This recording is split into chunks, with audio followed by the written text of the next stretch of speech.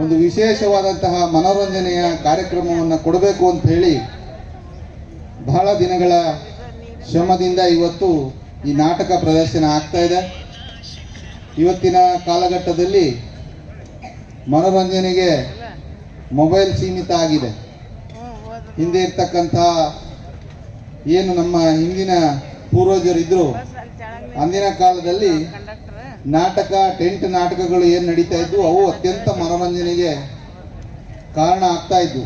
ಇವತ್ತಿನ ಕಾಲದಲ್ಲಿ ಒಂದು ಮೊಬೈಲ್ನಲ್ಲೇ ಎಲ್ಲ ಮನೋರಂಜನೆಯನ್ನು ನೋಡ್ತಕ್ಕಂಥ ಪರಿಸ್ಥಿತಿಗೆ ತಲುಪಿದ್ದೇವೆ. ಈಗಿನ ಪೀಳಿಗೆಗೆ ಈ ನಾಟಕದ ಮನೋರಂಜನೆಯ ಪ್ರಭಾವ ಹೇಗಿರ್ತದೆ, ಕಲಾವಿದರು ಎಷ್ಟು ಶ್ರಮ ಮತ್ತು ಶ್ರದ್ಧೆಯಿಂದ ಈ ಒಂದು ನಾಟಕವನ್ನು ಪ್ರದರ್ಶನ ಮಾಡ್ತಕ್ಕಂಥದ್ದನ್ನು ತಿಳ್ಕೊಳ್ಳಿಕ್ಕೆ ಇದೊಂದು ಸುವರ್ಣ ಅವಕಾಶ. ಈ ರೀತಿಯ ಅವಕಾಶವನ್ನು ಮಾಡಿಕೊಟ್ಟಿರ್ತಕ್ಕಂಥ ನನ್ನ ಹುಂಚ ಸ್ಫೂರ್ತಿ ಸ್ಪೋರ್ಟ್ಸ್ ಕ್ಲಬ್ನ ಎಲ್ಲ ನನ್ನ ಸ್ನೇಹಿತರಿಗೆ ಹೃತ್ಪೂರ್ವಕವಾದ ಅಭಿನಂದನೆಯನ್ನು ಸಲ್ಲಿಸ್ತೇನೆ.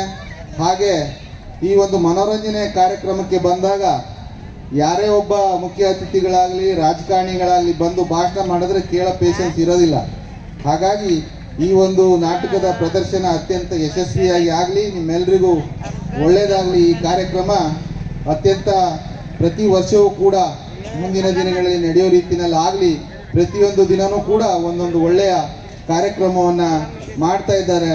ಸನ್ಮಾನ್ಯ ಸಂಸದರಾಗಿರ್ತಕ್ಕಂಥ ಬಿ ವೈ ರಾಘವೇಂದ್ರ ಅವರು ಶುಭಾಶಯಗಳನ್ನು ಕೋರಿದ್ದಾರೆ. ಹಾಗೆ ಇಲ್ಲಿನ ಶಾಸಕರಾಗಿರ್ತಕ್ಕಂಥ ಸನ್ಮಾನ್ಯ ಅರ್ಗ ಜ್ಞಾನೇಂದ್ರ ಸರ್ ಕೂಡ ಈ ಒಂದು ಕಾರ್ಯಕ್ರಮಕ್ಕೆ ಶುಭಾಶಯವನ್ನು ಕೋರಿದ್ದಾರೆ. ನಾನು ಕೂಡ ಈ ಒಂದು ಕಾರ್ಯಕ್ರಮ ಅತ್ಯಂತ ಯಶಸ್ವಿಯಾಗಿ ಆಗಲಿ.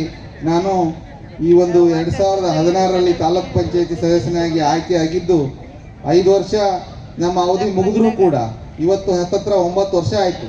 ಆದರೂ ಕೂಡ ತಾವೆಲ್ಲರೂ ಪ್ರೀತಿ ವಿಶ್ವಾಸವನ್ನು ಇಟ್ಟು ಏನು ನೀವು ಕರೆದಿದ್ದೀರಿ, ಈ ಊರಿನ ಒಬ್ಬ ಮಗನಾಗಿ ನಿಮ್ಮ ಜೊತೆಗೆ ಎಲ್ಲ ಕಾರ್ಯಕ್ರಮದಲ್ಲಿ ನನ್ನ ಕೈಲಾದ ಸಹಕಾರವನ್ನು ಕೊಟ್ಟು ನಿಮ್ಮ ಜೊತೆಗೆ ಇರ್ತೇನೆ ಅಂತ ಹೇಳ್ತಾ ಮಾತಿಗೆ ವಿರಾಮವನ್ನು ನೀಡ್ತೇನೆ. ಧನ್ಯವಾದ.